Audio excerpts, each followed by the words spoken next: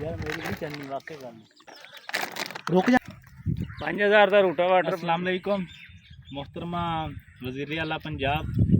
मैं पाक अफगोई बी लिया उस्मान ट्रेडर्स बागो बहार परो ट्रैक्टर चौधरी मंजूर अहमद।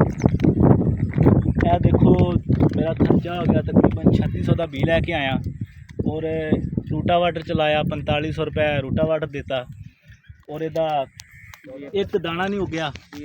14000 रुपये की DAP की बोरी लैके आंदी वो उत्ते पाई वो थल्ले पाई लेकिन 3600 का बी लैके आंदा डीजल का खर्चा 5000 का डीजल सड़ गया एक दाना नहीं उगया हैगा।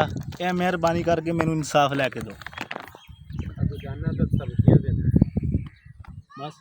उस्मान ट्रेडर्स वाले को गया उन्होंने मैंने धमकी दी कहते कंपनी नाल राबता करो। कंपनी को जाइए हुण की करिए बस को सुनती नहीं पई।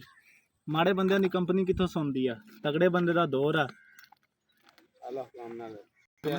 इन काम अगे मैं अपील करना कि मैनू इंसाफ लैके दिता जाए।